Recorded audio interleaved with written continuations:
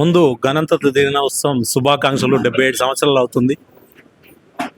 దేశ రాజకీయాలు కానీ మనం చూసుకున్నట్టయితే యువత అంతా మార్పు కోరుకుంటారు. అందులో భాగంగా మొన్న మనం ఏపీలో చూసుకున్నాం. అదేవిధంగా తెలంగాణలో కూడా పెద్ద ఎత్తున యువత జనసేన వైపు చూస్తుంది.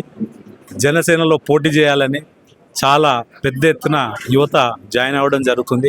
గత 15 రోజులుగా మున్సిపాలిటీలో కానీ అదేవిధంగా కార్పొరేషన్లో కానీ మేము పోటీ చేయబోతున్నాం.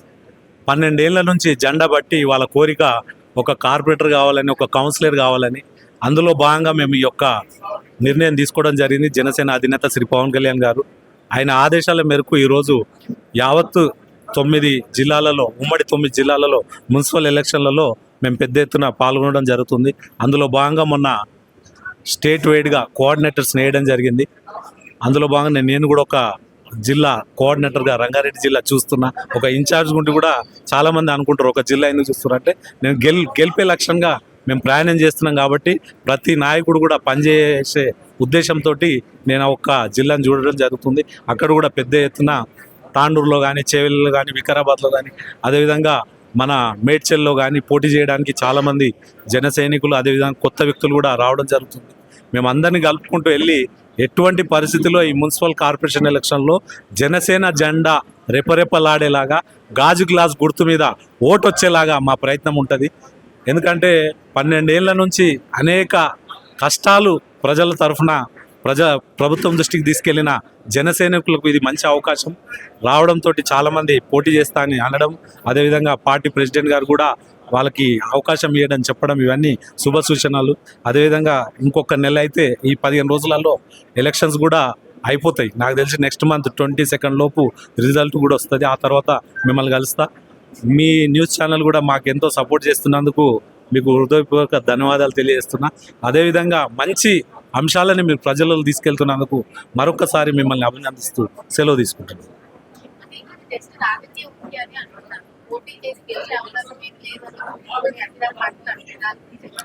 నేను ఒక విషయం చెప్తా అమ్మా. గతంలో కూడా యావత్తు భారతదేశంలో ఒక పార్టీ పెట్టినాక భారతీయ జనతా పార్టీని తీసుకోండి, అదేవిధంగా టీఆర్ఎస్ని తీసుకోండి. ఒక 25 ఏళ్ళు కష్టపడితే టీఆర్ఎస్ గవర్నమెంట్ మన 10 ఏళ్ళు పాలించారు. ఒక 35 ఏళ్ళు కష్టపడితే భారతీయ జనతా పార్టీ ఈసారి అవకాశం 3 సార్లు అవకాశం ఇచ్చారు.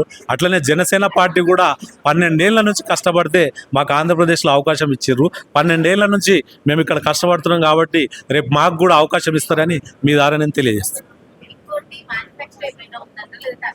100% మేము మా మేనిఫెస్టో ఒకటే. గత ప్రభుత్వాలు చేసినాయి నీళ్లు, నియమాలు, నిధులు ఎక్కడిచ్చారు.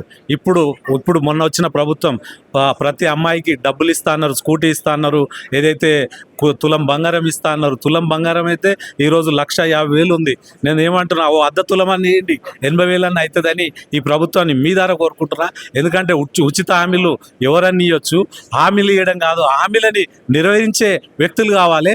అటువంటి ఉద్దేశంతో మా మేనిఫెస్టో ఉండబోతుంది. ప్రజలకు ఏం కావాలి, ఆ మున్సిపాలిటీలో ప్లే గ్రౌండ్స్ ఎలా ఉన్నాయి, ఆ మున్సిపాలిటీలో స్ట్రీట్ లైట్స్ ఎలాగ ఉన్నాయి, ఆ మున్సిపాలిటీలో డ్రైనేజ్ వ్యవస్థ ఎలాగుంది, ఆ మున్సిపాలిటీలో పింఛన్లు వస్తున్నాయా, ఆ మున్సిపాలిటీలో డబుల్ బెడ్రూమ్స్ ఇచ్చారా, ఆ మున్సిపాలిటీలో ఎన్ని ఉద్యోగాలు ఇచ్చారు, ఆ మున్సిపాలిటీలో ఒక స్టేడియం ఉందా, ఇటువంటి అంశాలు మేము పొందపరచబోతున్నాం. మేము మా మేనిఫెస్టోలో ఈ ఉద్దేశంతో మేము ప్రజల్లోకి వెళ్తాము. ఈ యొక్క అంశాన్ని మేము ప్రజల్లోకి తీసుకెళ్తామని మీ ద్వారా తెలియజేస్తాం.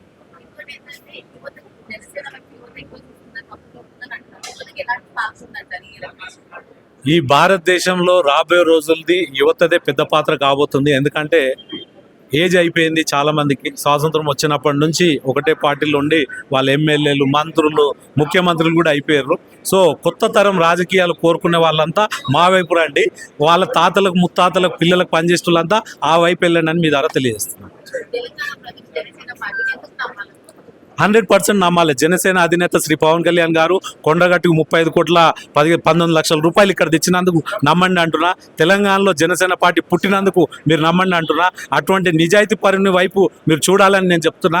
ఎందుకంటే ఈ స్వాతంత్ర భారతదేశంలో 110 కోట్ల రూపాయలు కౌల రైతులకు ఇచ్చిన ఘనత జనసేన అధినేత శ్రీ పవన్ కళ్యాణ్ గారిది, ఉప ముఖ్యమంత్రి వర్యులని దాని గురించి నమ్మమంటున్నా. ఈరోజు నాలాంటి వాళ్ళకి ఎంతోమంది యువతకి ఒక పదవి ఇచ్చి ఇంతవరకు ప్రజల్లోకి తీసుకెళ్ళి నాలాంటి వ్యక్తుల్ని పబ్లిక్కి తీసుకెళ్ళి ఒక స్థాయిలో నన్ను కూడా ఈక్వల్గా పెట్టినందుకు, అన్ని పార్టీలతో సమానంగా అంతమందితో సమానంగా మాట్లాడే స్థానం ఇచ్చినందుకు నేను మా వైపు చూడమని చెప్తున్నాను.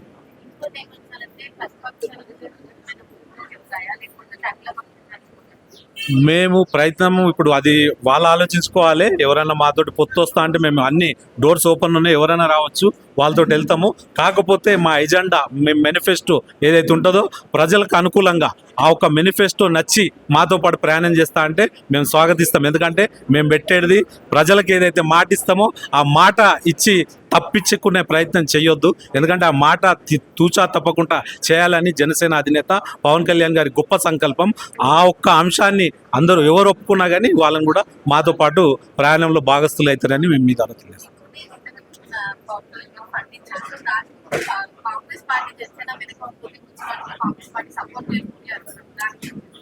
మేము ఒకటే చెప్తున్నాము, కాంగ్రెస్ మీకు తెలుసు స్వాతంత్రం వచ్చినప్పటి నుంచి ఎక్కువ శాతం 55 ఏళ్ళేమో పాలించారు, 50 ఏళ్ళేమో పాలించారు.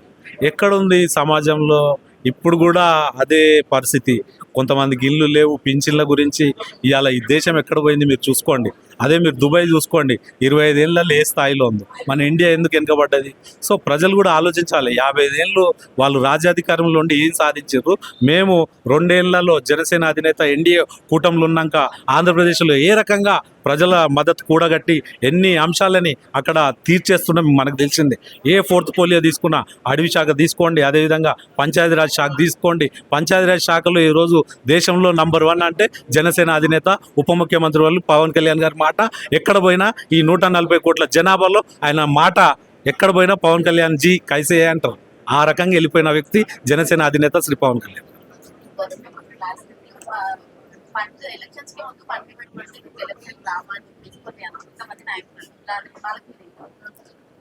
నేను కొండగట్టు ఎప్పుడైతే వారాయి వాహనం పూజ చేస్తుర్రో అప్పుడు అంతకంటే ముందు కూడా ఆర్జీ పెట్టుకోవడం జరిగింది కొండగట్టు ఆలయానికి సంబంధించి. అప్పటి నుంచి ఆ ప్రక్రియ జరుగుతుంది. సో ఆ అవకాశం వచ్చింది టీటీడీ నిధుల నుంచి ఇవ్వడం, అది మనం హర్షించాలి. కానీ దాన్ని ఇట్లా రాజకీయం చేస్తే బాగుండదని ఎవరైతే విమర్శ చేస్తారో వాళ్ళకు కూడా చెప్తా, దేవుడి దగ్గర రాజకీయాలు చేయకుండా నామరూపాలు లేకుండా వెళ్ళిపోతాం మనము. ఆయన మంచి సంకల్పంతో టీటీడీ నిధుల నుంచి యావత్తు 2-3 రాష్ట్రాల నుంచి భక్తులు వస్తారు. వాళ్ళకి సౌకర్యాల గురించి ఆ ఒక్క ఆలోచనతోటి ఆ నిధులు తీసుకొచ్చి అక్కడ ఆ ఒక్క ప్రోగ్రాం చేయడం జరుగుతుంది. అంతేగాని దాన్ని రాజకీయంగా తీసుకోవద్దని కోరుతున్నాను. ఎందుకంటే మీరు ఇన్నేళ్ళు 77 ఏళ్ళు అవుతుంది స్వాతంత్రం వచ్చి, మళ్ళీ మీరెందుకు దృష్టి పెట్టలే? అనేక పార్టీలు ఉన్నాయి, 55 ఏళ్ళు కాంగ్రెస్ పార్టీ ఉంది, మీకు ఆలోచన రాలేదా? ఒకసారి ఆలోచించుకోవాలి. మనం ఏదైనా మాట్లాడితే ప్రజలు ఈరోజు చాలా తెలివైన వాళ్ళు అయిపోయారమ్మా. ఎవరు ఎన్ని చెప్పినా, ఎన్ని విమర్శలు ఇచ్చినా నమ్మే పరిస్థితి లేదు. వాస్తవాలు చూస్తారు. అది జనసేన వైపు, జనసేన అధినేత శ్రీ పవన్ కళ్యాణ్ గారు వైపు చూస్తున్నారని మీ ద్వారా తెలియజేస్తున్నారు.